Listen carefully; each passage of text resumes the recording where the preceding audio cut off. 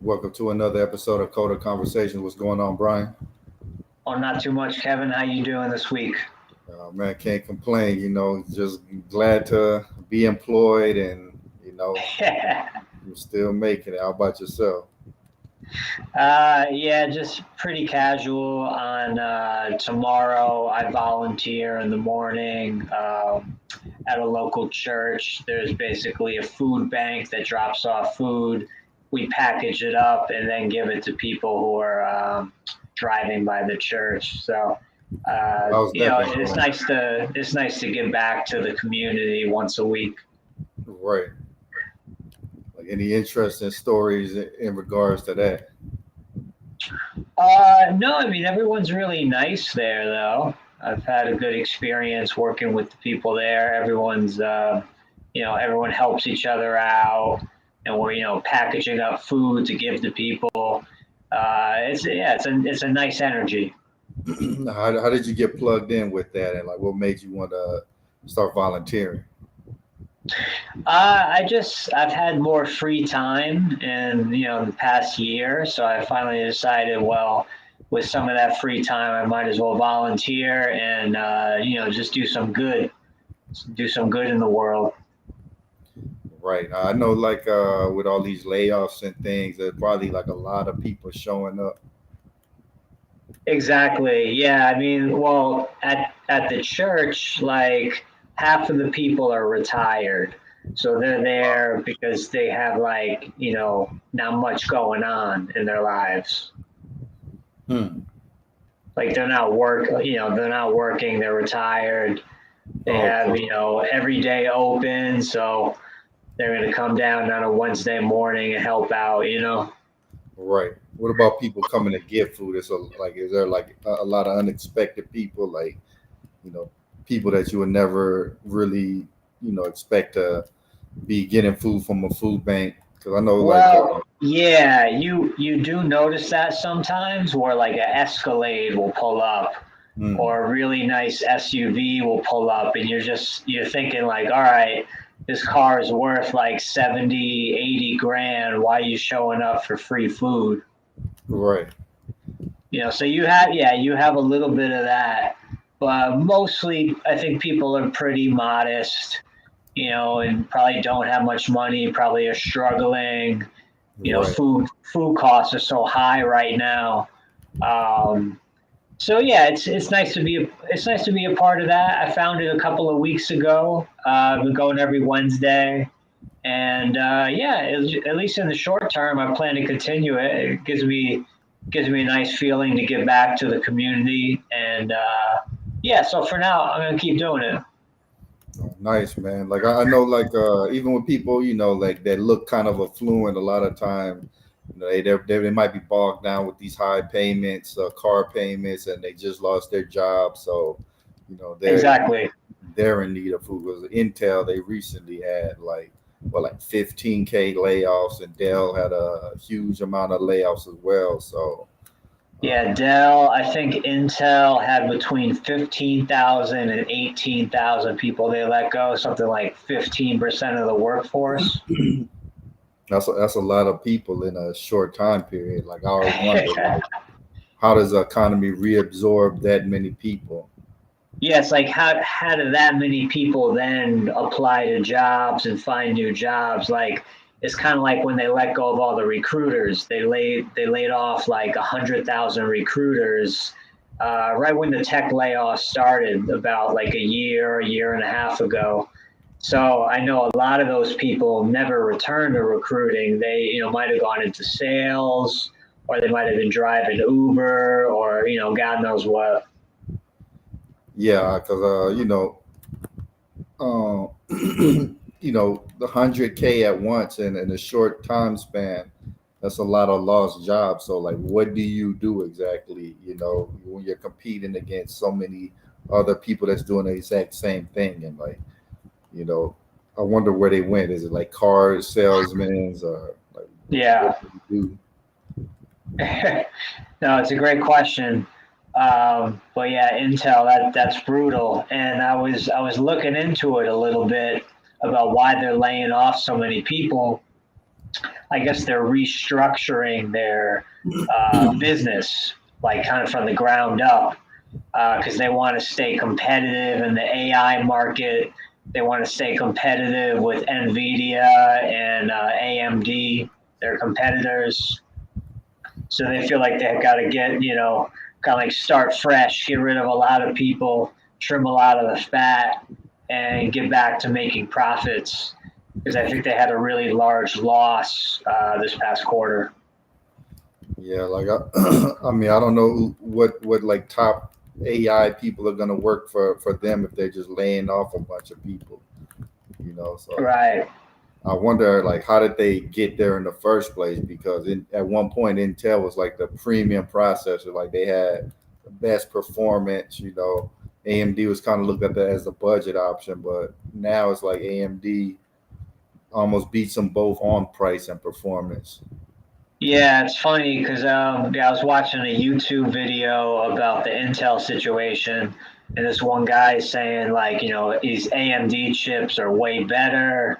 They're just more well made. They're not faulty like the Intel chips. Like I guess some of these Intel chips, they're breaking down, and Intel will not refund people for the purchase, which that looks really bad for a company, and it is probably part of the reason why they're in the mess that they're in. They're not acting like a company should. Right. I mean, so somebody's paying $300 or $400 and the product you're selling them isn't working and you're not going to refund them, then people are going to be really angry. So Yeah, like the guy whose YouTube video I was watching, I guess he plays games on like virtual machines. So he buys these like processor chips to run these like specific gaming setups that he has. And he was just talking about how like the Intel chips were failing and he had to switch over to AMD. And so he's just kind of speculating like Intel, like the hit that they took in the stock market, like they may not regain traction right away. They might, stay trading at like $20 a share or whatever it is now. yeah, I mean, because if it's a fundamental issue, then that takes a long time to correct. So I mean, Yeah, so I'm sure. from what I've read about it, it sounds like it is a fundamental issue, and they're going to be dealing with stuff at least for the next 2 quarters. So I think, yeah, the stock price will probably stay low. I mean, it might be a bargain deal if someone's trying to make some money in the stock market. That might be a good time to buy while they're low, but it's really hard to say how long it's going to take them to bounce back. Right. And with like can fund if this is a fundamental issue that they're having there, like whether it's like retaining talent or manufacturing processes, those aren't things you just fix immediately. Right. So yeah, you even have to be careful buying that kind of stuff. Yeah, speaking of stocks, man, the Japanese stock market had a huge drop. Our stock market had a huge drop. So Right, yeah, I read the Japanese market. It had the biggest drop since like 1987. and what's so crazy is a lot of people's retirements and that kind of stuff is tied up in the stock market. So Exactly. while it may not, I don't really have any much stock, if any, so it doesn't really affect me. But people who are living off of that, like they're really feeling it. Yeah, well, I remember just a couple of years ago, my mom's financial advisor, for whatever reason, had her all in stocks. Oh wow. She's older, she's in her 70s now. So, like, I remember when I reviewed her finances at one point, and I was like, Mom, what are you doing? Why do you have all this stock? And she said, Oh no, I don't think it's stock. I think it's bonds and what have you. And when I looked more into it, she was like 100% in stock and like in aggressive funds too. So I was just basically like, look, you're not at an age where you should be in the market. The market was dropping at that time. So she ended up selling all the stocks and then buying bonds and CDs. Wow, the person that sold it that must have been getting a massive commission to push those particular funds. That's what I think. Yeah, the insurance guy. I mean, he did right by us, selling my dad life insurance because my dad passed away like 6 years ago, and the insurance agent, made sure that he renewed his coverage. I think he had a term policy, so he renewed it for like another 5 years, and then he ended up dying like 2 years later. So that life insurance check really came in handy. So I think he was a good guy, but he just wasn't paying attention to my mom's finances and had her in all these aggressive funds. So I had to step in and be like, look, you need to sell all of this right now and get bonds and CDs, safer vehicles. Yeah, exactly. Yeah. And when it comes to something that's as important as finances, you have to ultimately be responsible because you never know, these professionals or whatever, if what they're recommending is for the best benefit. Like, it may not be them being malicious, it's just them like just being negligent and being busy with other stuff.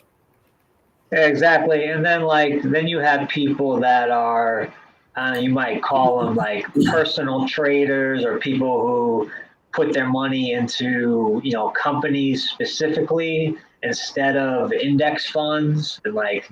instead of investing your money into the S&P 500 or the Dow Jones, like these people will buy specific stocks. But to do that, you really need to know about the company's fundamentals and their balance sheet and all that. If you're going to invest in private companies, just like individual stocks, I think it's a lot riskier to do that, and most people are better well served just getting an index fund.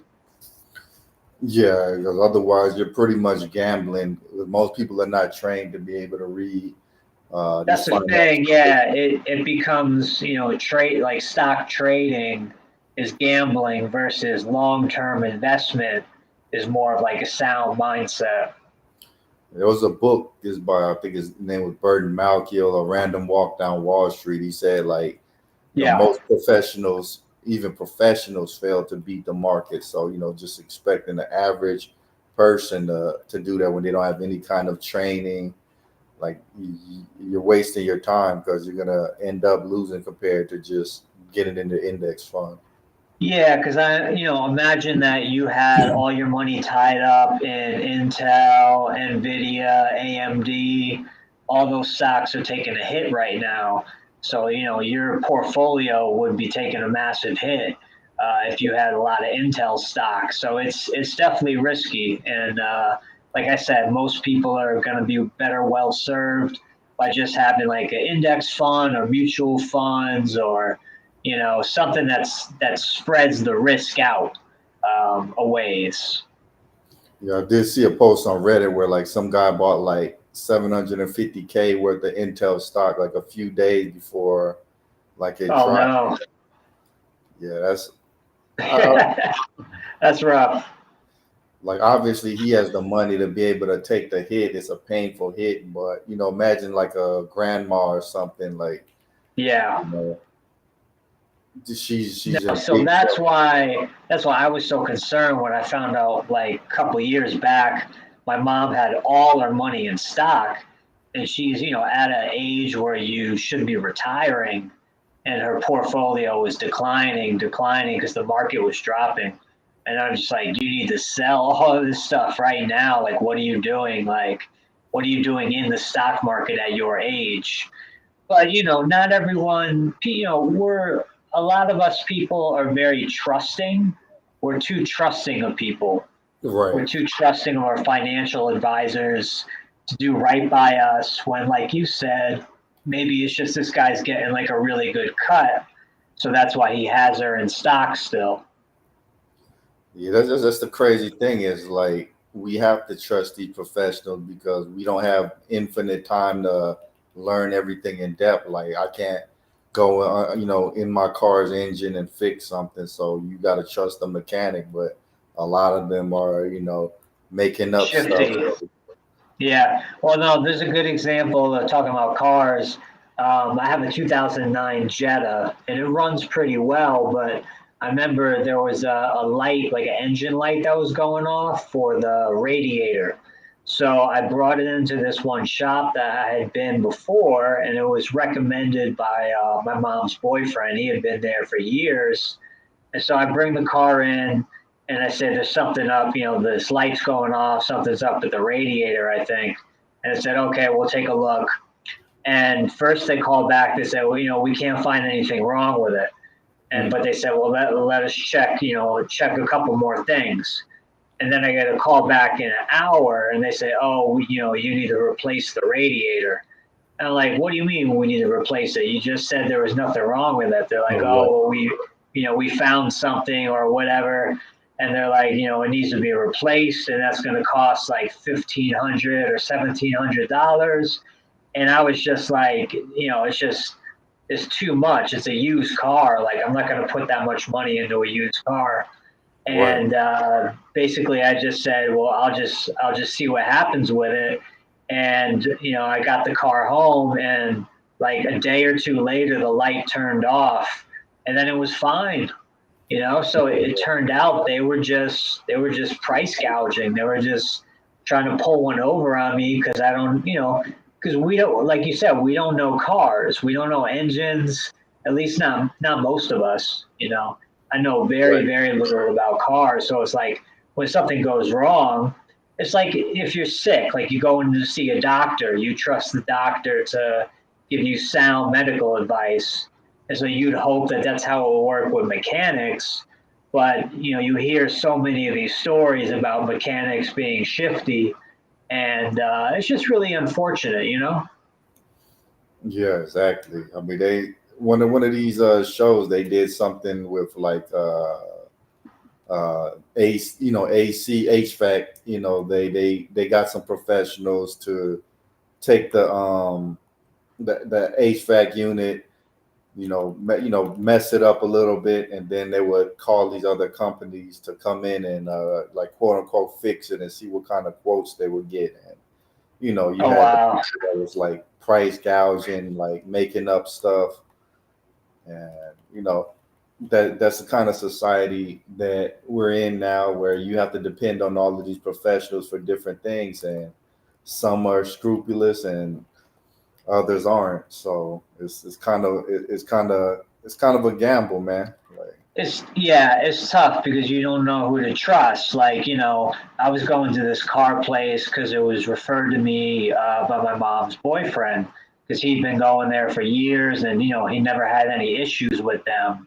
But for whatever reason, they try to price gouge me and just like get all this money from me when there's actually nothing. Like, because I'm driving the car around still today, and this is like a year after the fact, and right. everything's fine. There was no issue with the radiator. They just made it up. You know what it sounds like to me is like at first they told you, oh, there's nothing wrong with it. Then the manager, whoever in the back, was like, hey man, it's a young guy, he Yeah, wants his yeah, money. So yeah. yeah, He doesn't know anything about cars. Let's just right. tell him we need to replace it. So yeah, something like that happened. Yeah, they're just looking at me like I'm a young guy who doesn't know anything. I have money to spend or whatever, or they assume that. And I was just like, no, I'm not getting it done. So yeah, I mean, going forward, I found another car place where they fixed something, and it was only like $150. It was really cheap, and they could have charged me more. They could have tried to act like the labor took longer, but they didn't. They were fair. They quoted me at a fair price for whatever I was getting fixed. I don't remember at this point, but it's a more legitimate place, I guess I found. Oh, And right. it's all luck of the draw. I think it's really all just luck of the draw. Exactly. And like your mom's boyfriend, they may have did him good because he's older and they figure he knows about cars, so he may have gotten good service. But they look at you, oh, this young guy. Well, see, Probably. that's the thing. Yeah, he's older. He's, I think, 82 or 83. And he's like rebuilt car engines before Oh, okay. himself. Like, so he knows a massive amount about cars. And probably when, him going in there and talking to the guys, they're probably like, oh, this guy knows his stuff, so we're not gonna try to pull any fast one on him. But I come in, young guy, I'm only 37. I look like I'm 30 or something. So it's like, yeah, they're just looking like, oh, this young kid, he's got money to spend. Let's price gouge him. Yeah, because we're in a time period where everything's more and more specialized. Cars, they have all these computerized systems, and Yeah, most people don't know how to fix cars, so they're like, okay, we know who we can you know, get off on. So yeah. I mean, I didn't like the friends I had growing up knew nothing about cars. None of us knew anything about cars. We were just mostly musicians. right. And me being a technologist, I don't really deal too much with cars, so it's kind of like, if they wanted to, they You're could in the say, same boat. You're in the same yeah, boat as me. exactly. And that's the kind of society where that we're in now. Like, you have to depend on the honesty of the people you're dealing with. Like, okay, if I want to, somebody And needs a that's the website. problem. That's the whole problem. Yeah, that's Yeah. the problem. Like, say somebody need a website built, if I was dishonest, I could be like, oh yeah, it's gonna take this, and this. It's gonna cost this, and they wouldn't Yeah. know, like, because they don't know coding. So Exactly. They have no idea like how long it's going to take to build out whatever features they're requesting. right, exactly. So yeah, man, it's where the world's turned into a really interesting place, man. I don't know if you seen the riots going on over in the UK. Yeah, you were telling me about that. I gotta watch some videos on that. What was that all over? Okay, so like these three young girls got killed. Yeah, They were they're all like young white girls. They get killed, and yeah, they thought like a migrant did it, like like a Muslim migrant or what immigrant or right, whatever. So right. they started like attacking like just Muslim people, brown Just people, black randomly. people. Yeah, kind of just like rioting and attacking them, and then Wow. yeah, then it went in reverse. Like you see like all of these Muslim people like in the streets. So it's guy's really chaotic. Oh, that's crazy.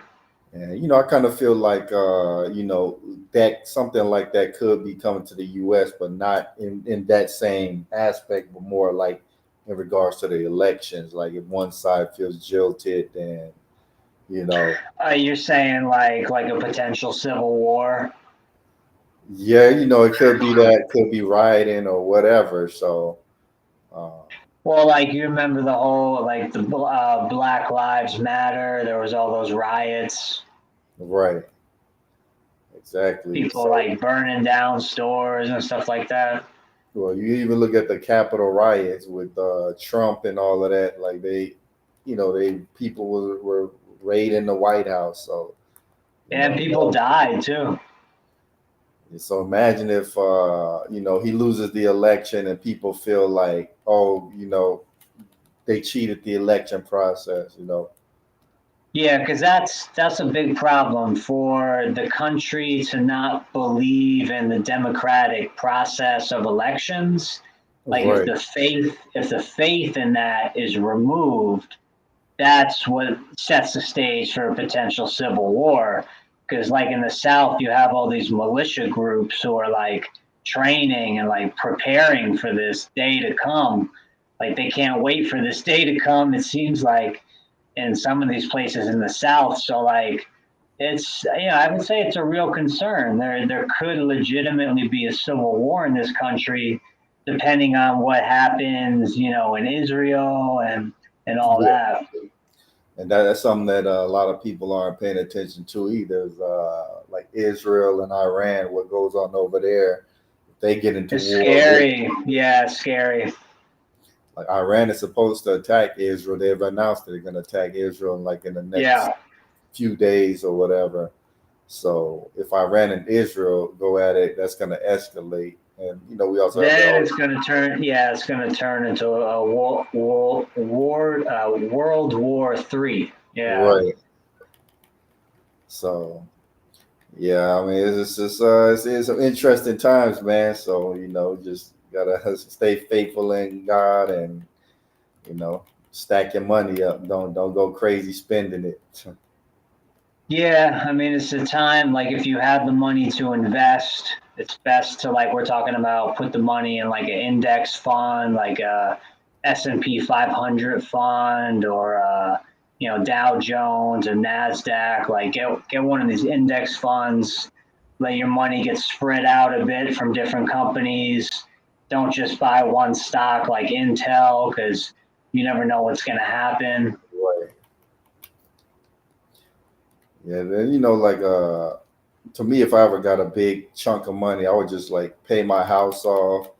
Even though I could probably quote unquote make more percentage in the stock market, you just can't beat Yeah. the peace of mind of having something that you always need, which is a place to stay, just paid off. Obviously, you're gonna have the property tax, but just imagine. Yeah, for sure. Yeah, I think, if I come into a large sum of money, that'd be the first thing I would do is buy property and probably buy multiple properties so then I can rent it out and get like that passive income going on.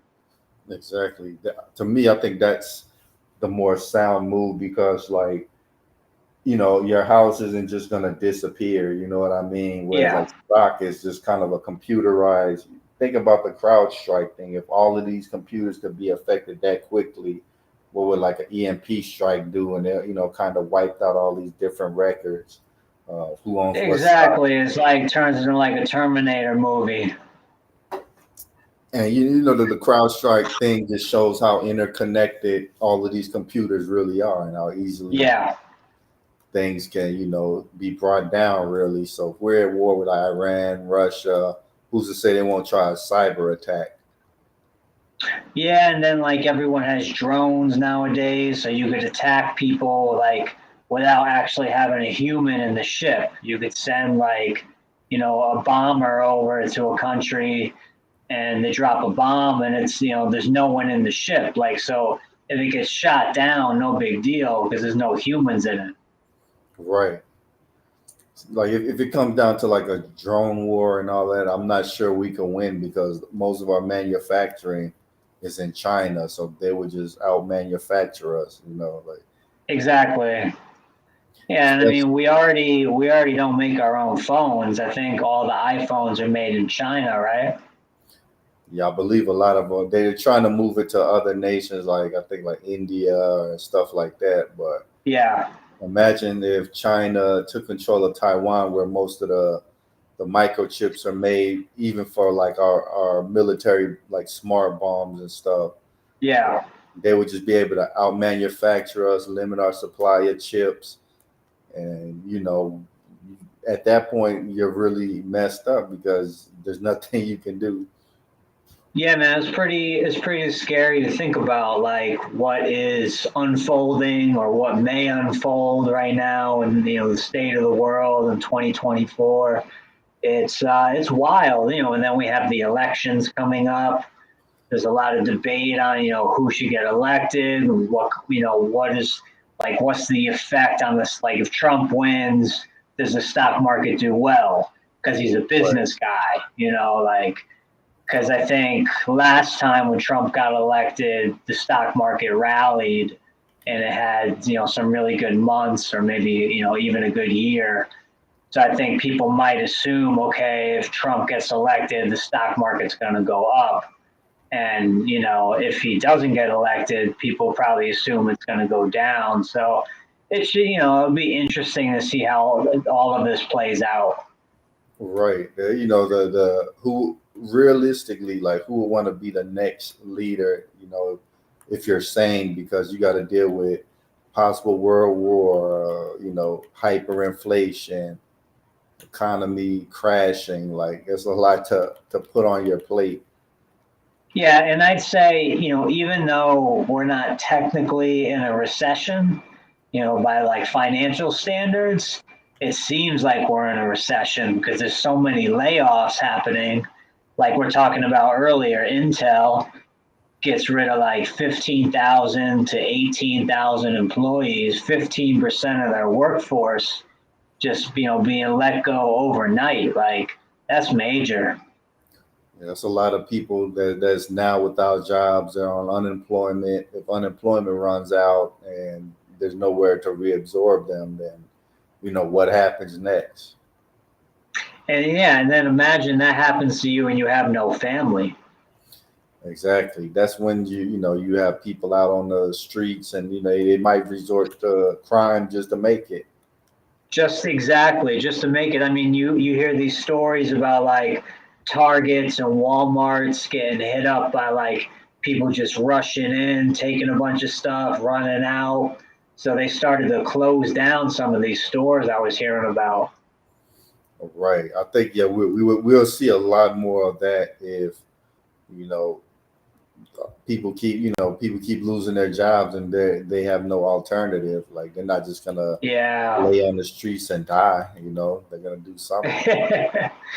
Yeah, no, it's a crazy world we're living in right now. I think it's just going to get even crazier, and I'm praying that there's no civil war or anything crazy like that, because that would just rip this country apart.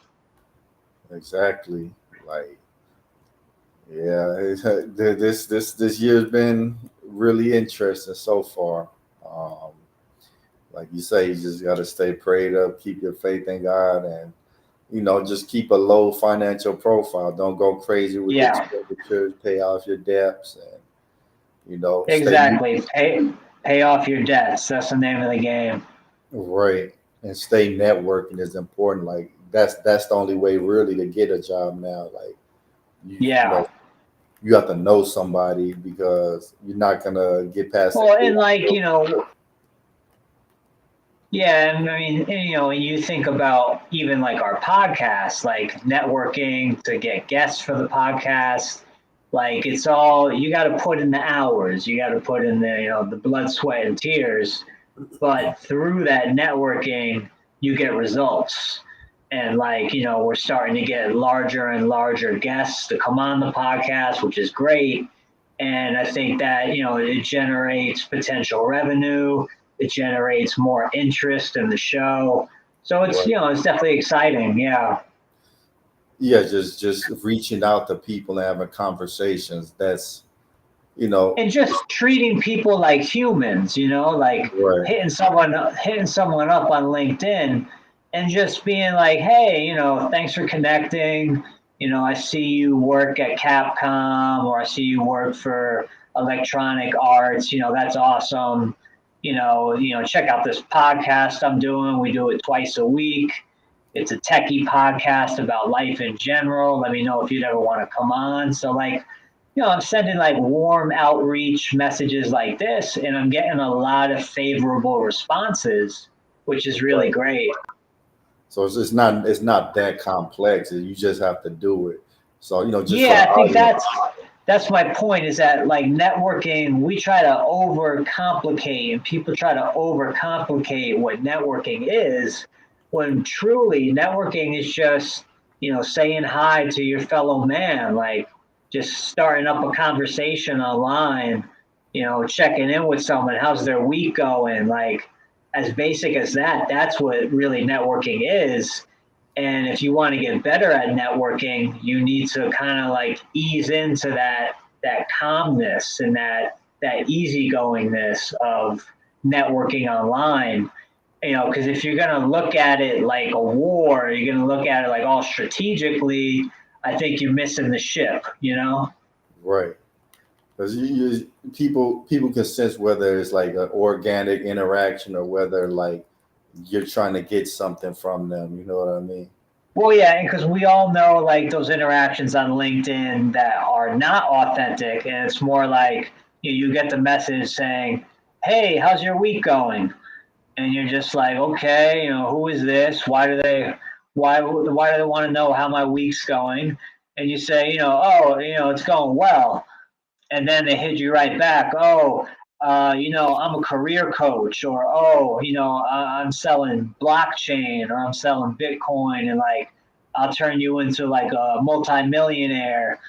And it's like, look, dude, like if you can make $1 million, you're not going to show me how to make $1 million, because then I'm Right. cutting into your money flow. So it's like, if you really could make $1 million, you're not going to be out there teaching people this stuff. You're going to be sitting there using that skill for yourself. Exactly. You know what I kind of foresee? It kind of goes back to some of the stuff we were talking about in the previous episodes. Is like as things kind of deteriorate, we're going to go back to more of a community because you're going to have to rely on Yeah. your community to be safe. Like if you don't have Well, that's these why skills, family is huge. Having right, family, keeps people off the streets, because either if A, you have no family, or B, you're like excommunicated from the family, you don't talk to anyone in the family, like that's how you end up homeless. Like, most people are one paycheck away from homelessness, right, like people do not really have emergency funds set up like we should. But, because the economy is what it is, like I think most people don't have emergency funds. So, like, if they do get let go and then they're on unemployment and that unemployment runs out, like, what do you do if you don't have family? You're going to end up homeless. exactly. So a lot more people that they're gonna have to start doing things like having a roommate, you know, Yeah. splitting the bills. Like there's nothing wrong with that because you Well, know, it's like you're going back to basics. Like, I had a roommate in my 20s. right.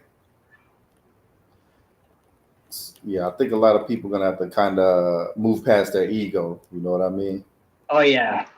Yeah, I mean, you want to have, your own place to yourself, nice apartment, nice house, whatever, but that's not always feasible. Yeah, it would be lovely to be able to do that, but like if your rent is like $3,000, it's very difficult for one person to pay that. So Yeah, and I mean, it's gentrification at the end of the day. Like, I used to live out in LA, and when I first moved out there in 2009, I was sharing a three-bedroom house with this band I was playing in, and we were only paying $2,000 for a three-bedroom house. oh And then wow, we moved out and got our own apartments after that. I got my own place, and I was only paying $950 a month for a large one bedroom in right below Hollywood, in a really nice area called Hancock Park.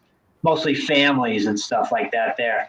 So it was a really good deal. But nowadays, though, that same street, that same area, if you're going to get a one bedroom, you're probably paying 3 grand. right, exactly. And there's And only how is so that many. sustainable? How is that sustainable for people to afford these ridiculous rents when, companies are laying people off left and right? Yeah, there's only so many six-figure jobs to go around. So it's like, Exactly. how is the average person going to be able to afford it? So it has to come crumbling down at some point, just realistically speaking. Really, yeah, realistically speaking, like the housing prices, the rents, they can't keep climbing because Right, there's going to be no one that can afford them. So how are they going to keep going up? Like, a lot of apartment complexes, you rent out an apartment and like in your lease, it states, okay, you have a 1 year lease.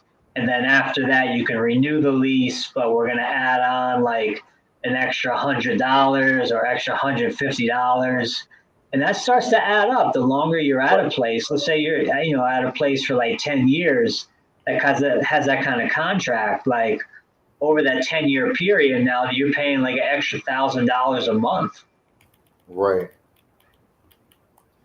Yeah, people can, if people's wages are not going up, then how can they afford to all these increasing costs, because not only rent, is groceries, cars is more expensive. Yeah, and I mean that's kind of like what I was talking about earlier. Doing this volunteering, and I can't believe the number of cars that come through to get food. Like, and there's people of like, all different race, all different creed, all different social classes. Just like you have everyone struggling right now, everyone looking for a handout, everyone looking for some help.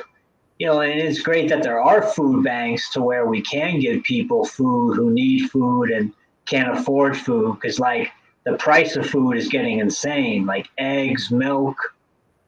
Right. And like in Dallas, they got a saying, I think it's called like 1,000 millionaires. So, people that's earning like 50,000 and acting like they're Yeah. multi-millionaire. These are the people that overextending themselves buying these expensive cars. So that could be Yeah. something that you're seeing, like somebody making like 70K, but they got this Escalade, but they're living at home with their parents or something like that. So Oh yeah, and like I just remember when I was living in LA, like you see people with these really nice cars, but like what you don't see is like they're barely able to survive because they have this expensive car payment. But they want to look flashy, they want to have like that status, especially in LA. It's all about show. It's all about how do you present to people. What are people, accepting that you are, how you're coming across, all of that stuff. right. So a lot of people, it looks like they're doing well, but they're really struggling. They're really not. Yeah, they're struggling and they're only one paycheck away from homelessness, truthfully. So yeah, what happens, like, once the food banks, they run out of, people don't have enough money to give to the food banks, and you know people don't have any other options. That's the question that we really have to ask ourselves. Yeah, so that's what I'm saying. Like with the volunteer work, it's nice that I can, be a part of something that's positive like that. We're getting food out to people who really need it. Whether they have an Escalade or whether they have, a Toyota Corolla, if they come through the church, they're going to get free food, as it should be. But Right. I think more of us need to spend some time volunteering, spend some time giving back to the community, because most people just take, take, take, take. They never give back. And so, like, for the first time in my life, I'm giving back now. And it really feels great. It really warms my soul. Yeah, man, that's definitely a good thing to do, man. And also it's also important for us not to judge. Like, oh, Yeah. they have this fancy car, they should, they need to spend their money. But it's easy to start saying stuff like that, but you don't know somebody's Well, situation. it's easy to judge when you don't know what someone's, home situation is. Right.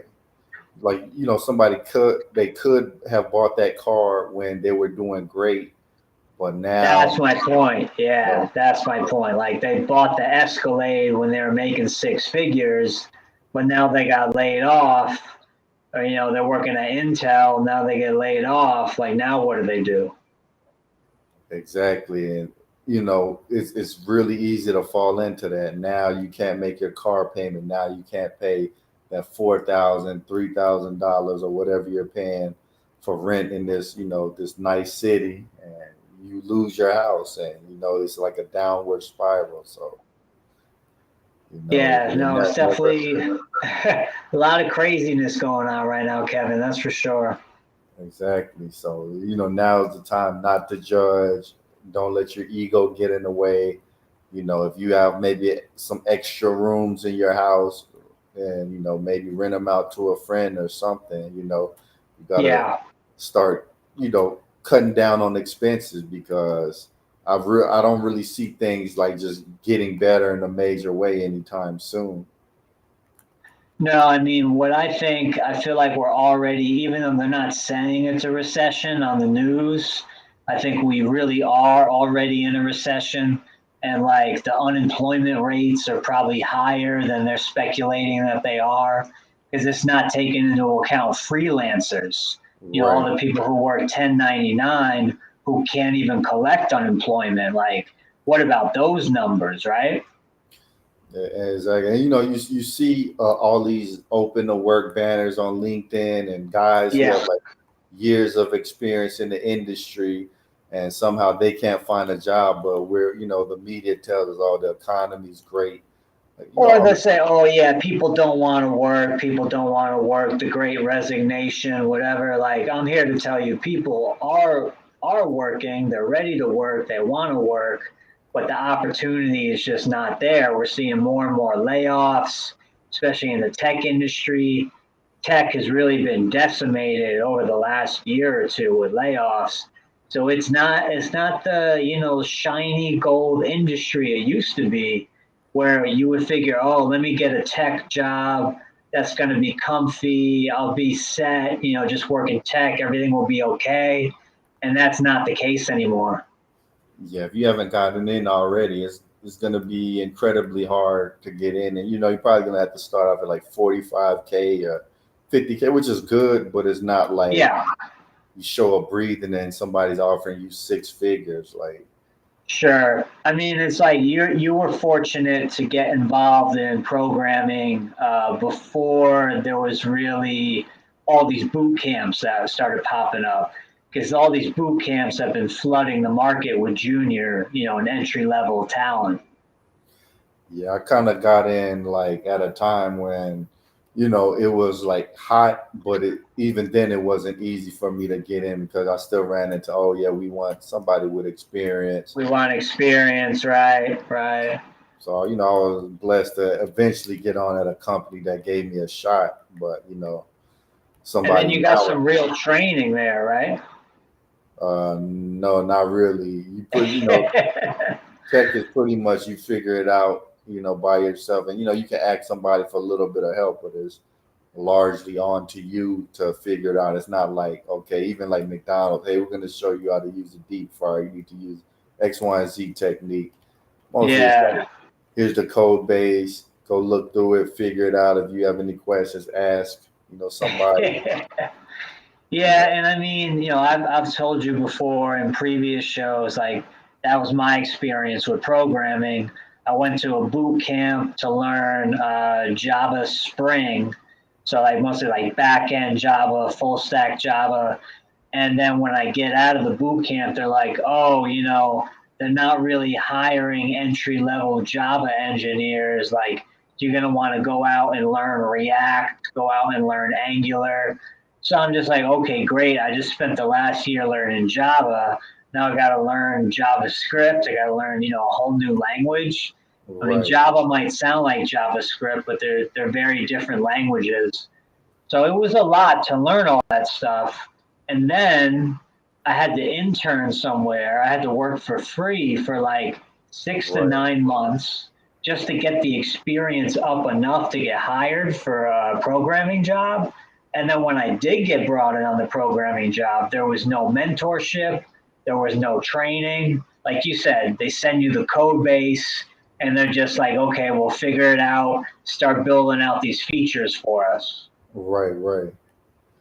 Yeah, that's the part that they don't tell you about the industry. They just make it like, oh, you're going to work, you're gonna get, free lunch, free Yeah. drinks, and, all of this stuff. And that's at like a select few companies, and then Like Fang, yeah.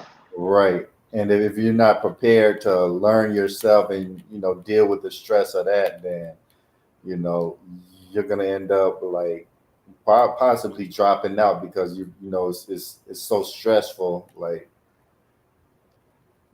not everybody can Yeah. necessarily deal with no training and just having to quote unquote figure it out.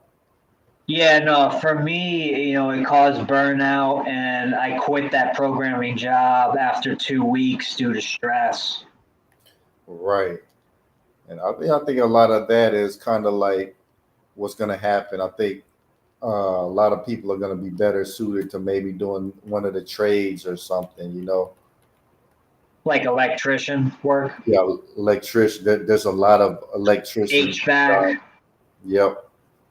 there's going to be a ton of electrician jobs opening up soon, especially as people start to retire and you know, Yeah, it's like if I could do it all over again, I probably would have went into a trade versus doing the programming route.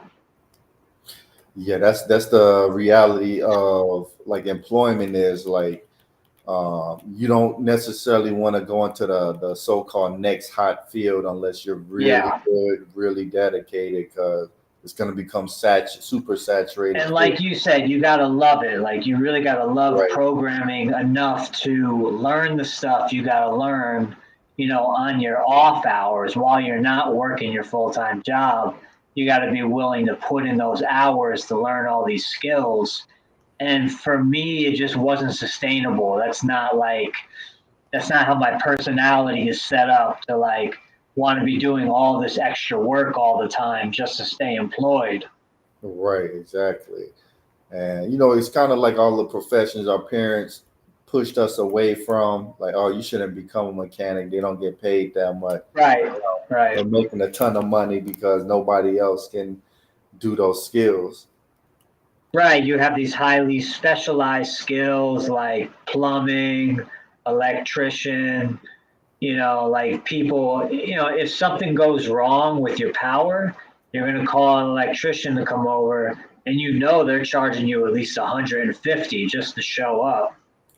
Exactly. So they're making their money. Yeah, the trades. Yeah, that's why. Yeah, if I could do it all over again, I probably would have became an electrician. Yeah, that's a good idea because it's hard to automate that away too. Because you need, you know, somebody. That's another thing. Yeah, everything's run on power.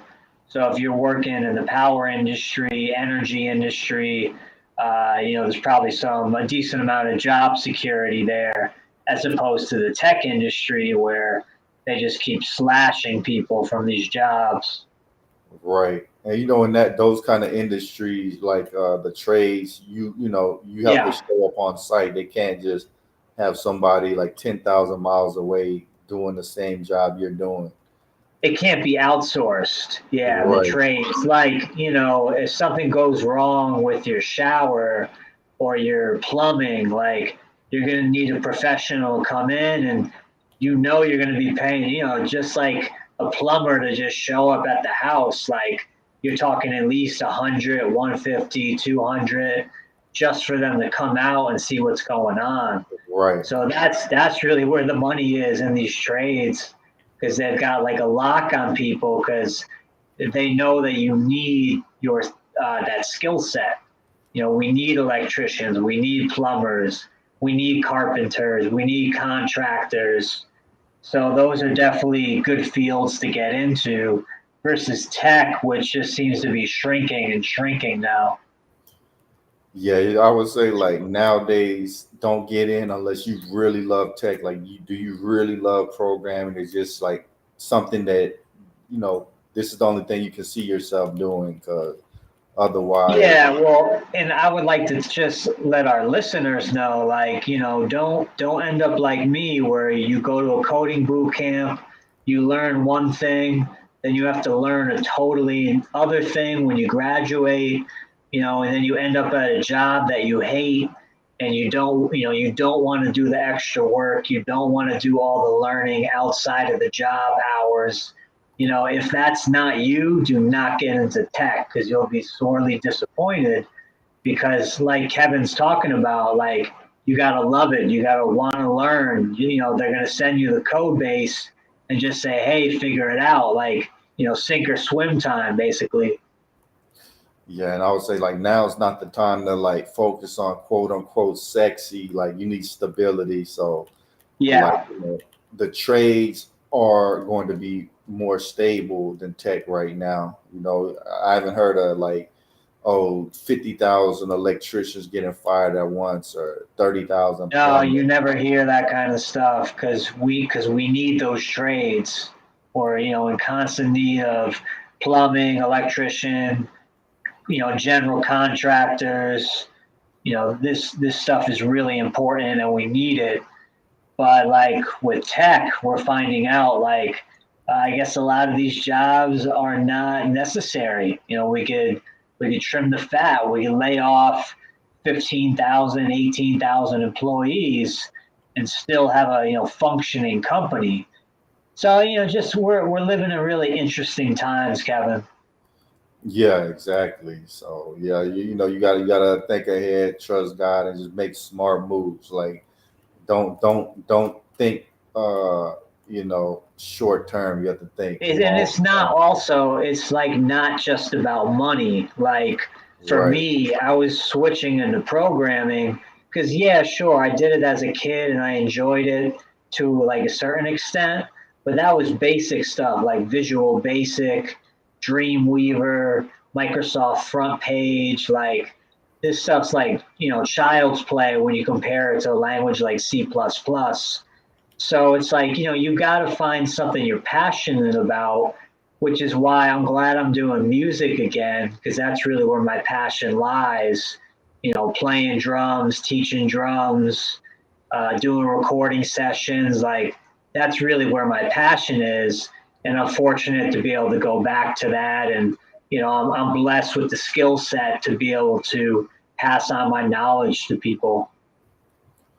Exactly. And if you have free time and you're employed, I would say look into a side hustle. Make sure your network is on point, your resume is on point, because you never know like how quickly things can change. Exactly. And it's kind of like, my side hustle now has turned into this podcast. Like we're growing this podcast from the ground up. We're getting, bigger and bigger guests on, more and more traction. And it's exciting to see where things will lead. Exactly. But yeah, I think that's a good one to end this on. What do you think? Yeah, no, I think we dove pretty deep into what do you label this one, State of the World 2024. Yeah, I think Right. we gave a pretty decent rundown of what's going on right now with the layoffs, with the tech industry, with recommending to the younger generation, people just like graduated high school, like, hey, maybe instead of like going after that sexy tech job, you just become, an electrician, do something practical so you have a stable and steady check once you're done Right. with that internship. So I think we touched on a lot of good points tonight, Kevin. Yeah, absolutely. But yeah, man, thanks for coming on the podcast. Thank you everybody for tuning in. We'll catch y'all next time.